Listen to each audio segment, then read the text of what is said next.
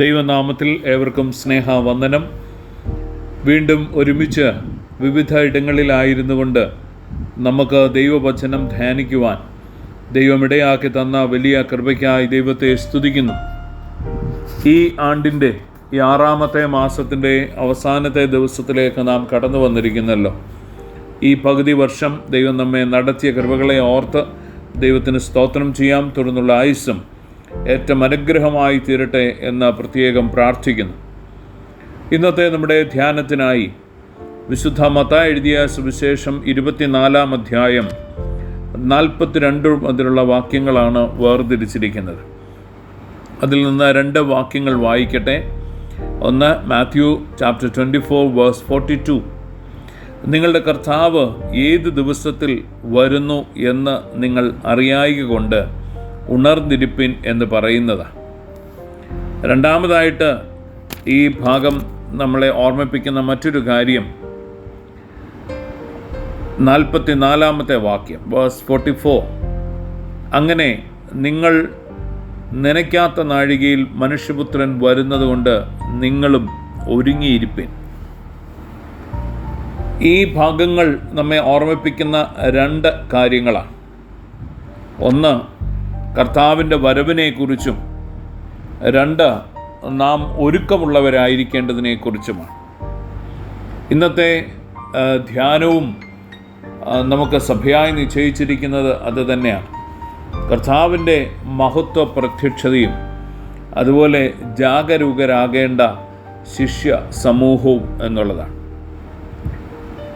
ഈ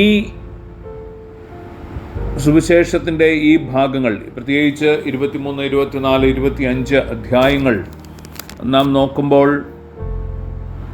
കർത്താവിൻ്റെ സമയത്തെ ആരാധനാ സമൂഹത്തോടുള്ള കർത്താവിൻ്റെ ഒരു പ്രതികരണമാണ് ഇവിടെ കാണുന്നത്. ശാസ്ത്രിമാരും പരീശന്മാരും അന്ന് ദൈവവചനം പഠിച്ചിരുന്നതായിരിക്കുന്ന ഒരു കൂട്ടമാണ്.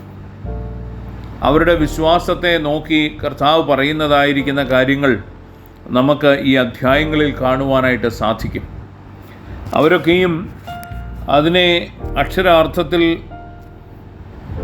പാലിക്കുവാനായിട്ട് ശ്രമിക്കുന്ന സമയം തന്നെ അവരുടെ വിശ്വാസത്തെ കർത്താവ് വളരെയധികം വിമർശന ബുദ്ധിയോടുകൂടി കാണുന്നു. അവർ അതിനെ ഒരു അനുഷ്ഠാനമായി കണ്ട് തങ്ങളുടെ പ്രവർത്തനത്തിൽ ഇതിൻ്റെ ഒരു ഭാഗമായി മാത്രമേ വിശ്വാസത്തെ കാണുന്നുള്ളൂ. അത് തങ്ങൾക്ക് എല്ലാം ചെയ്തു തീർത്തു എന്നുള്ള ചിന്തയ്ക്ക് വേണ്ടി മാത്രം. എന്നാൽ ഇന്ന് നാം വായിക്കുന്നതായ ഈ ഭാഗത്ത് 2 വാക്യങ്ങൾ നമ്മെ ഇവിടെ ഓർമ്മിപ്പിക്കുന്നത്, ഒന്ന്, ഉണർന്നിരിപ്പിൻ, അതുപോലെ തന്നെ ഒരുങ്ങിയിരിക്കുക എന്നുള്ളതാണ്. ഉണർന്നും ഒരുങ്ങിയും കർത്താവിൻ്റെ മഹത്വ പ്രത്യക്ഷതയ്ക്കായി, കർത്താവിനെ സ്വീകരിക്കുവാനായി നാം ഒരുങ്ങിയിരിക്കേണ്ടതിനെക്കുറിച്ച് പറയും. അതുകൊണ്ട് എത്രത്തോളം ശ്രദ്ധയോടുകൂടി ഇരിക്കണം. B vigilant. ഇന്ന് മനുഷ്യൻ ശ്രദ്ധ വളരെയേറെ അല്ലെങ്കിൽ വളരെ വേഗത്തിൽ മാറിപ്പോകുന്ന ഒരു കാലഘട്ടത്തിലാണ്. ഇന്ന് മനുഷ്യനെ പിടിച്ചു നിർത്തുവാൻ വളരെ പ്രയാസമാണ്. ആ കാലഘട്ടത്തിലും ഈ ദൈവവചനം നമ്മെ ഓർമ്മിപ്പിക്കുന്നതായ ഒരു കാര്യം, അതിഗൗരവമായിരിക്കുന്ന ഒരു അനുഭവത്തിലേക്കാണ് നാം അടുത്തുകൊണ്ടിരിക്കുന്നത്. കർത്താവിൻ്റെ മഹത്വ പ്രത്യക്ഷത, വീണ്ടും വരുന്നവനായിരിക്കുന്ന കർത്താവ്. അതുതന്നെയാണല്ലോ ക്രിസ്തീയ വിശ്വാസത്തിൻ്റെ ഒരു അടിസ്ഥാനം, ഒരു പ്രത്യാശ.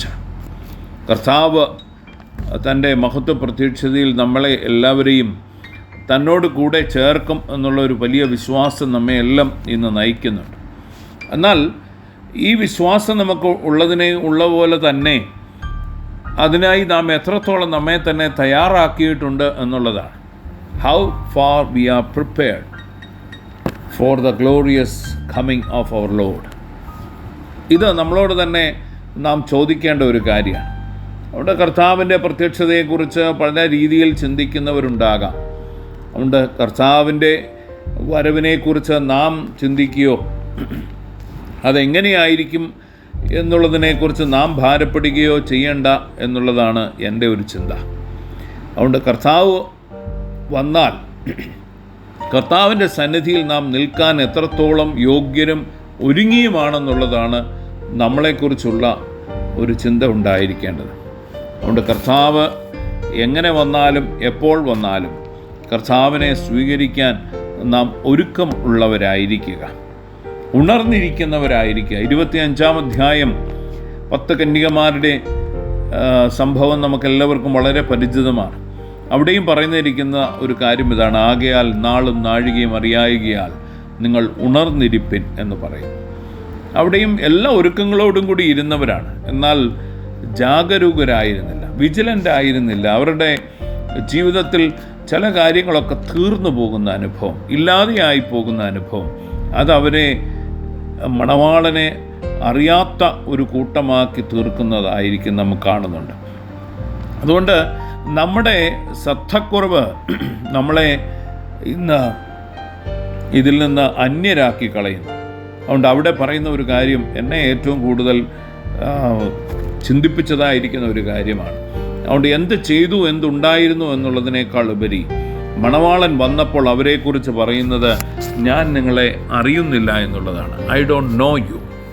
ഇത് ഏറ്റവും സങ്കടകരമായിരിക്കുന്ന ഒരു അനുഭവമാണ്. അതുകൊണ്ട് ഒരുങ്ങി ഇരുന്നിട്ടും എല്ലാ തയ്യാറെടുപ്പുകളോടുകൂടി ഇരുന്നിട്ടും ഒരല്പം ശ്രദ്ധക്കുറവ് മൂലം അവരുടെ ഏറ്റവും പ്രിയർ എന്ന് അവർ കരുതിയിരുന്നതായിരിക്കുന്ന ആൾ അവരെ അറിയില്ല എന്ന് പറയുന്ന ഒരു കാര്യം. അതുകൊണ്ട് ഇന്ന് നാം ചിന്തിക്കേണ്ടത്, നമ്മുടെ ജീവിതത്തിൽ നാം എന്തെല്ലാം ചെയ്താലും, എന്തെല്ലാം ഒരുക്കങ്ങൾ ചെയ്താലും, എന്തെല്ലാം നമ്മുടെ ജീവിതത്തെ നയിച്ചാലും, കർത്താവ് തൻ്റെ മഹത്വ പ്രത്യക്ഷതയിൽ ഞാൻ നിങ്ങളെ അറിയുന്നില്ല എന്ന് പറയുമ്പോൾ അതിൽ ഏറെ സങ്കടകരമായിരിക്കുന്ന ഒരു കാര്യമില്ല. ഞാൻ പലതും ചെയ്തിട്ടുണ്ട് എന്ന്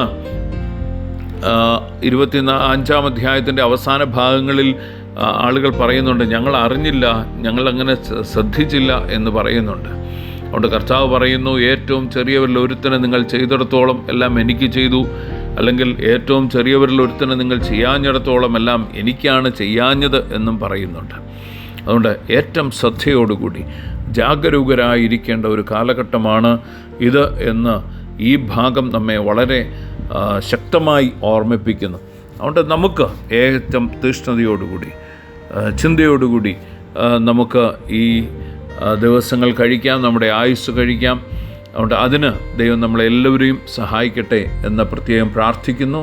തലകളെ വണക്കാം. ദൈവമായ കർത്താവേ, അവിടുന്ന് നൽകി തരുന്ന എല്ലാ നല്ല അനുഭവങ്ങൾക്കായിട്ടും ഞങ്ങൾ നന്ദി പറയുന്നു.